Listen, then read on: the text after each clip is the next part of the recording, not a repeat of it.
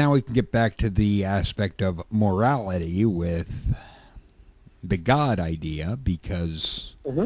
that is something that, looking at the Bible and so forth, from the perspective I'm at and where I look at this from, morals morals don't come from what someone says. It comes from what is or isn't good or beneficial, or what is necessary, what is possibly harmful to others. That Okay, I would disagree with that, but go ahead. the idea of a parent to a child, just Yeah. because the parent says something doesn't necessarily make it right or make it good. Okay.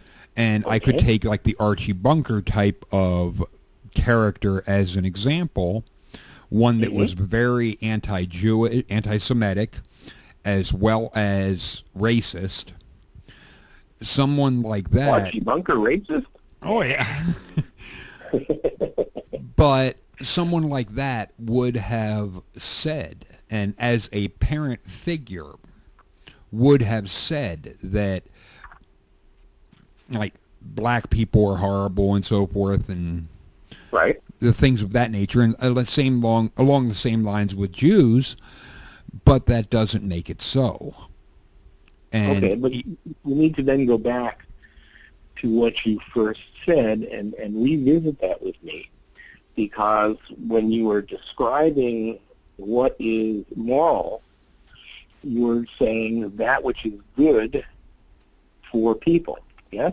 yeah, what is basically, it comes back to empathy, and would you want something happening and being done to you?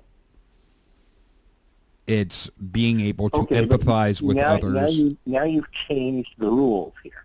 Not really. It's Yeah, just, really, and I'll tell you why I say really. Because on the first hand, you said that which is good, correct?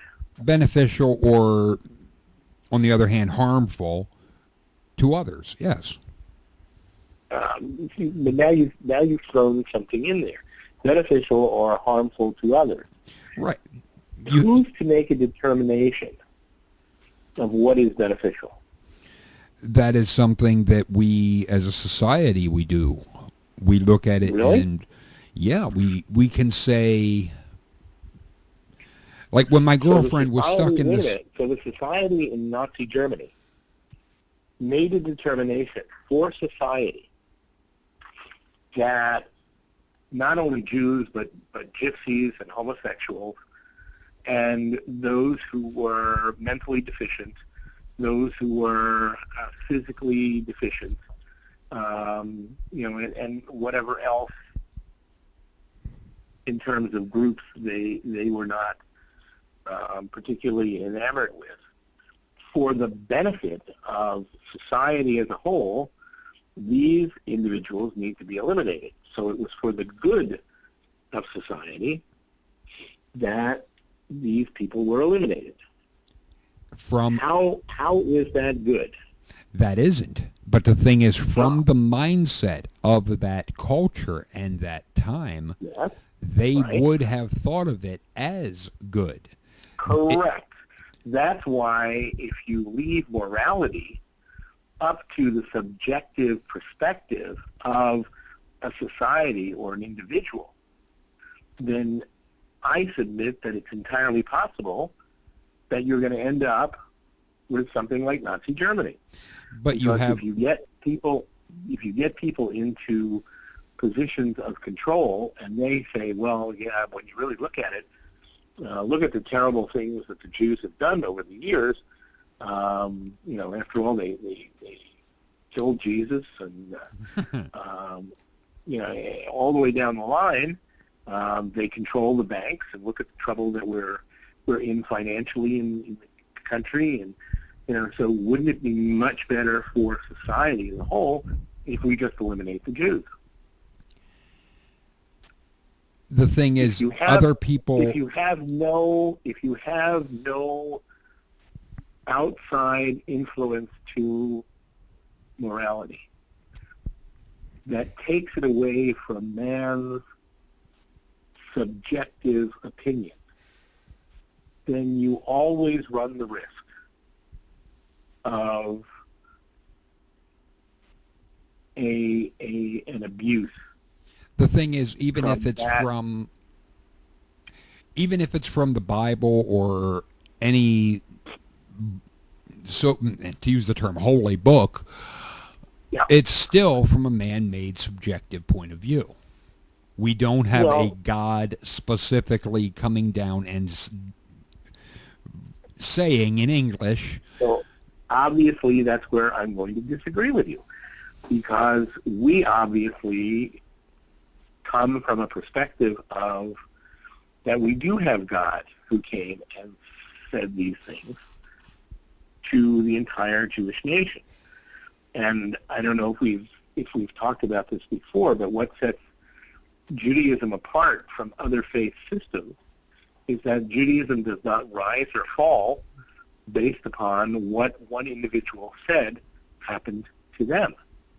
Judaism has claims a national revelation to 6.5 million people who then attested to its validity. And as such, you have 6.5 million people. And let me just throw in there, 6.5 million Jews. And have you ever seen two Jews agree on anything? No. I have on many occasions. Just being facetious there. Mm-hmm. But you have a national revelation versus what somebody claims happened to them, and hey guys, let me tell you about it, and now you can either believe it or not believe it. Well, within Judaism, we have a 6.5 million people who attested to the fact that they saw, heard, and felt God, and God imparted all of this information. I think there's a difference between the two. In a sense, how is that any different from people claiming with the Phoenix Lights? Many people claiming that they saw a UFO. One. I'm not familiar with the Phoenix Lights. The Phoenix Lights were a supposed UFO sighting of mass people seeing this. Does that prove that there are UFOs? Because there are mass people that say they saw it? Well, they saw something. And they attested to the fact that they saw something, yes? Mm-hmm. Was it a UFO? Well, one could point out the U in a UFO is unidentified, so if it's unidentified, how can they say it was this? Since it's unidentified, you can't say precisely what it is. Right. What you can say is a whole bunch of people saw something. The difference is, which is the question that you asked me, was what's the difference between the Phoenix Lights and the claim of Judaism? And the claim of Judaism isn't a UFO, because there is no UFO in this. It's a known quantity. Everybody is saying that this is God. But nobody, but people don't agree. Making that statement. But people don't agree on what God is, because you have some that want to try and say God is. Whoa! Within Judaism? I'm not sure about Judaism, but in general, with what I'm hearing. But that's what I'm talking about. Wait a minute. That's what I'm talking about. Because I'm talking about a national revelation to the Jewish people versus, we were talking about morality, and you were saying it's man-made, and I'm disagreeing with that because we maintain that it isn't man-made, that God gave it. How do I know that God gave it? It's because we have this national revelation. That national revelation is different from any other claim of any other faith system, which rises or falls on whether you buy into what some individual says happened to them or not. If you're talking about Christianity, basically, Christianity is whether you believe what happened to Paul on the road to Damascus.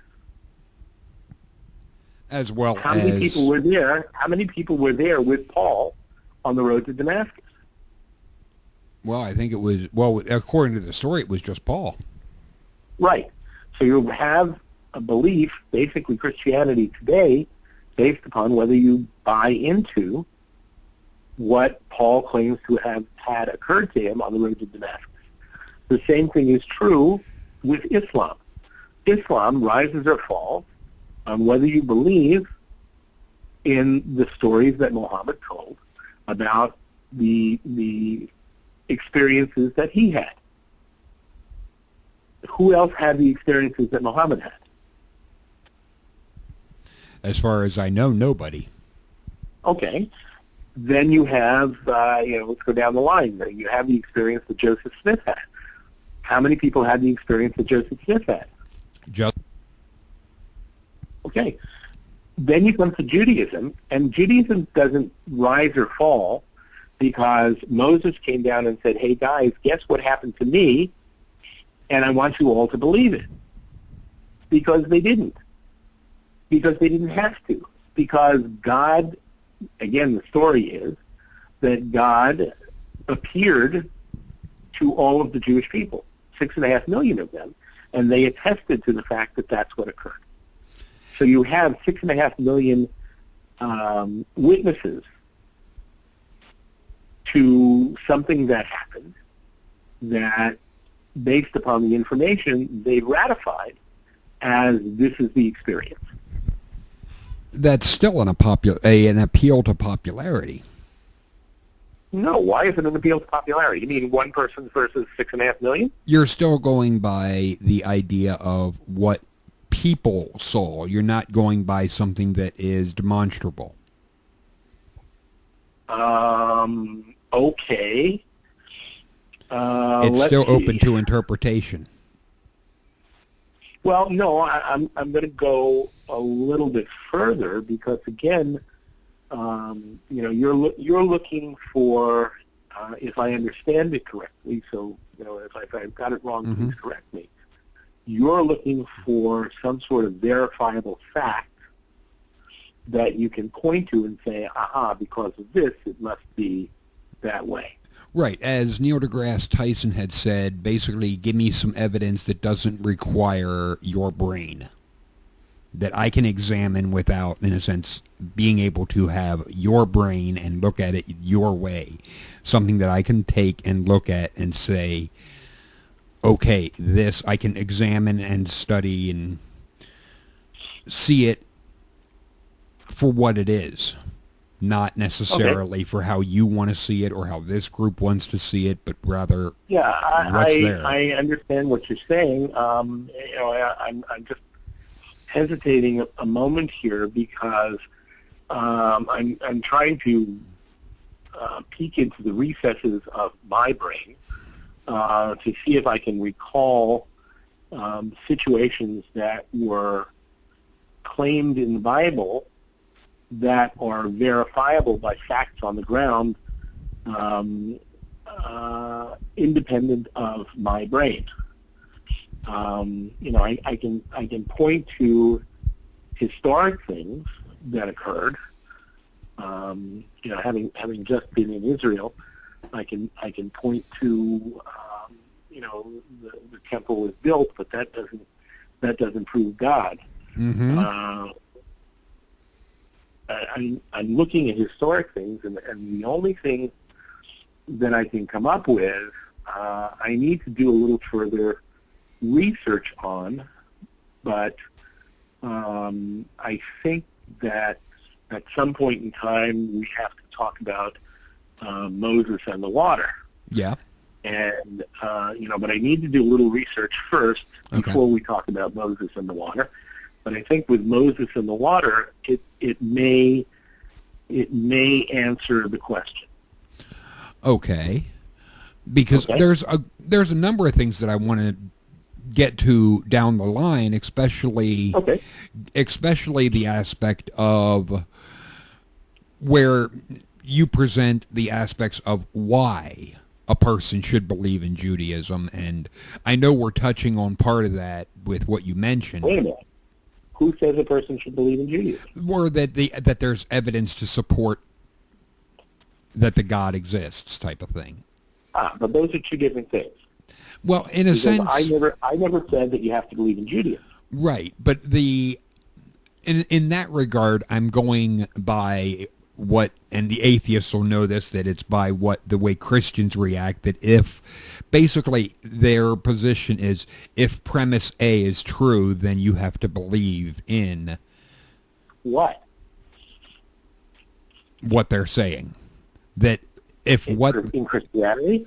yes, that if the aspect of Okay. if Jesus did what he said, if he died and rose again, if all that shit, if you believe that, then you have to believe in not only God, but the God their way. Okay. And that's where obviously I'm coming from a slightly different perspective. Mm-hmm. If the information is correct, then you don't have to do a darn thing. But I would submit that if the information is correct, then number one, it would be counterintuitive to say that in spite of the evidence and information that it doesn't exist, number one. And number two, that the information, if it's correct, you have to recognize the fact, and I think we touched on this earlier, that nowhere does it say everybody has to be Jewish. Right. And in fact, Judaism does not encourage people to become Jewish.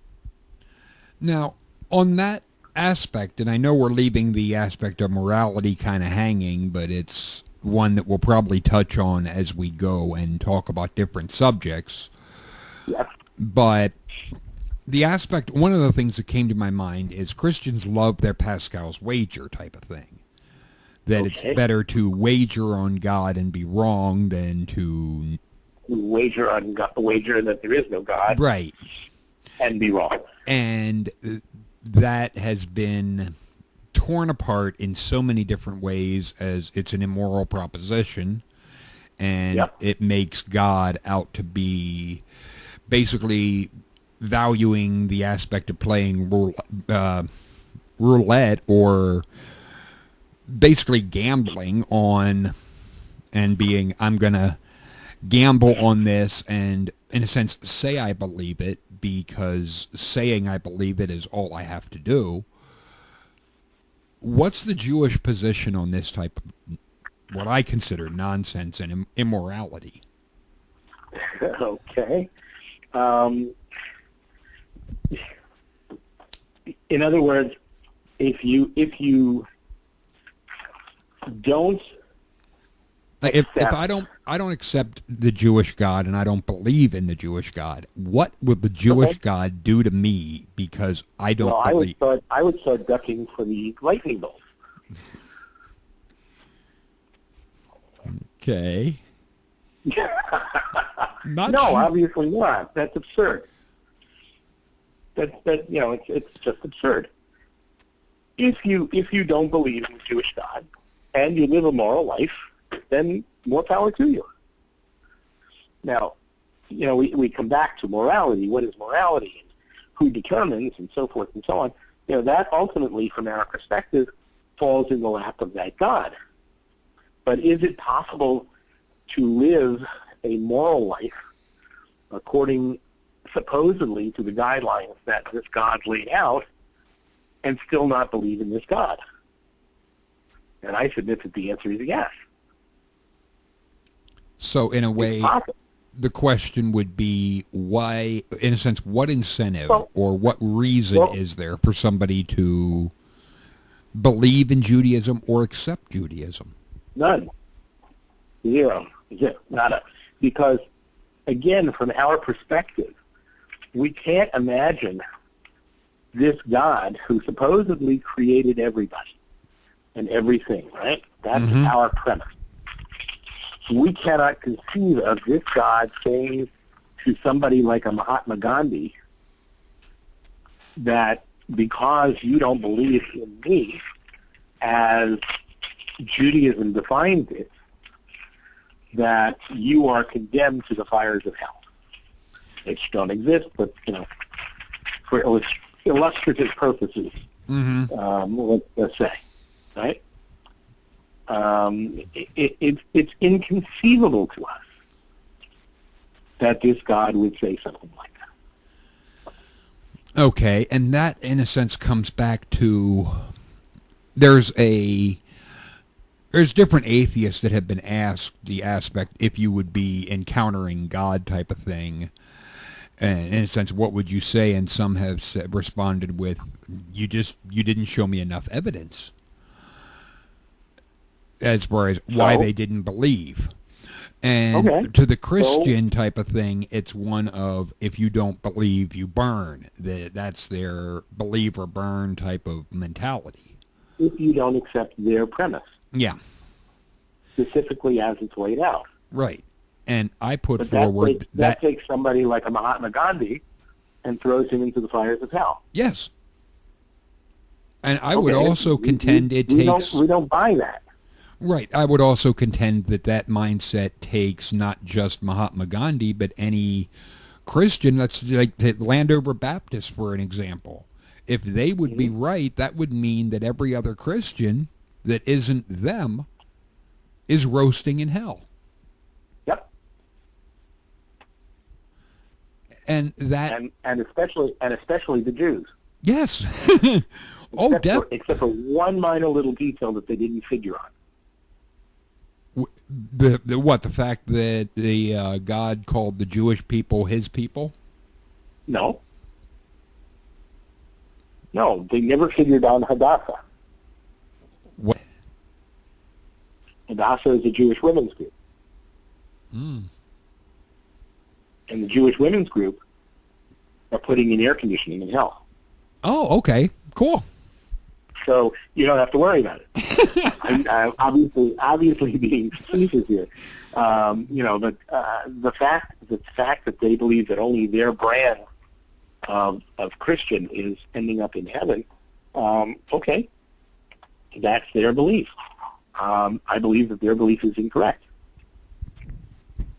Right, and in that regard, it's the same really with Catholics, Protestants, basically whatever flavor of Christianity you want to go with.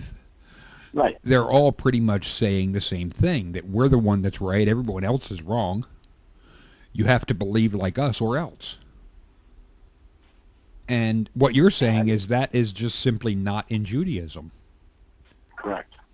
So, and one of the things I've pointed out... If it was in Judaism, then Judaism would be this proselytizing religion standing on the street corner saying, hey guys, if you don't buy into what we're selling, you're in serious trouble, wouldn't we? Right. And that's not, I've never seen that. In fact, you're not going to. I have discussions and even arguments with Christians on a regular basis on my YouTube channel, but I have very few that are Jewish that say anything, and I have had at least one commenting and so forth on different videos, especially when I started doing this series with you, that it basically it gets their attention. The thing, okay. In what way? I think because it's on Judaism. Okay. Because it's specifically about their culture. Something they can relate to. Mm-hmm. But the thing is, I don't see and I've had people ask, why do I go after Christians and not Jews and so forth? And it's when the squeaky wheel gets the grease. They're the ones that are annoying me, and they're the ones that are in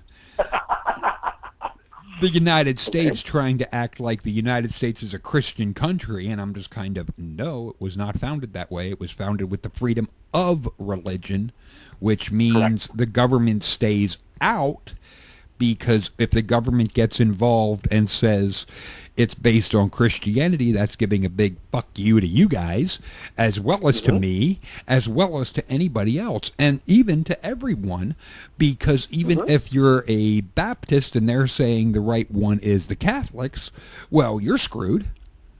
Yep. You don't, and that's one where the notion... Wait a minute. Everybody knew No, go ahead. The notion of freedom of religion means, from a government standpoint, they have to give freedom from. That the government is not going they don't to... Have to give, no, they don't have to give freedom from, meaning that they must remove religion entirely. Remove themselves from mandating. The endorsement?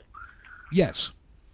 Of any religion? Of any religion. The government can't say that they're in favor or supporting or downplaying any, because then does that mean, therefore, that the government must not look to anything religious because it might give the impression that they are favoring a particular religion?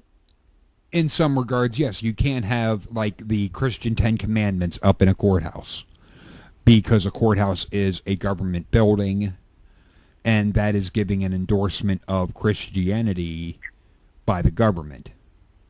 Well, it's also giving an endorsement of Judaism. Because it's not the Christian Ten Commandments, it's Jewish. Technically, yeah. I mean, in that regard, the Christians want to claim the Ten Commandments as theirs, but it's not. It's difficult to claim what's not yours. Yeah.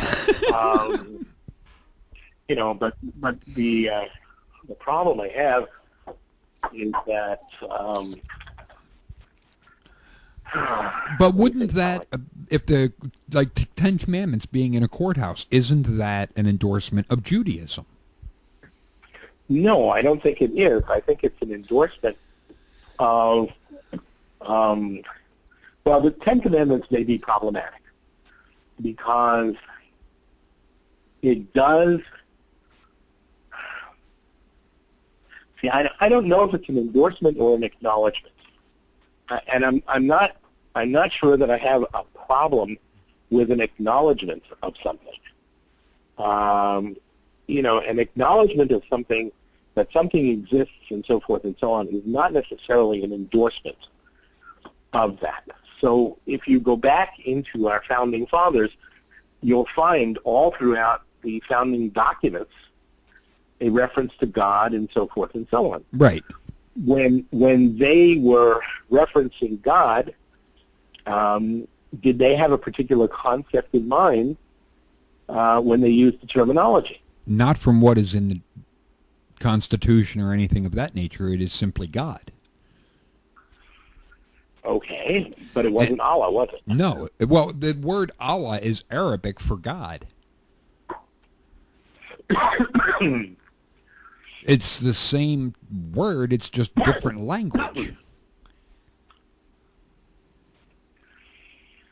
Okay. What I'm looking for, and what I'm looking at is the acknowledgement, or I guess acknowledgement is the best term that I want to use. The acknowledgement of the existence of a God would therefore fly in the face of somebody who is an atheist, who says God does not exist.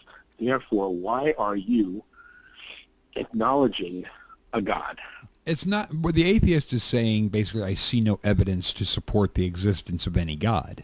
It's not saying one doesn't, but rather there's no evidence. No, I think that I've spoken to a number of atheists who simply state, not that I have not seen evidence, because that leaves the door open to the possibility. That's more of an agnostic than an atheist. No, atheist is about belief. It's a matter of there's no evidence to support the existence of any God, hence I don't believe in God. The agnostic is saying there's not enough evidence either way, so I don't know. It's agnostic is a claim of knowledge, just like Gnostic is a claim of you have this knowledge from some supernatural whatnot. agnostic is saying, I don't know. Whereas atheist is saying, I don't believe. Okay. This concludes part 2 of the 4-part interview. Make sure you check out the other 2 parts. And feel free to leave your comments in the comment section below. Later, people.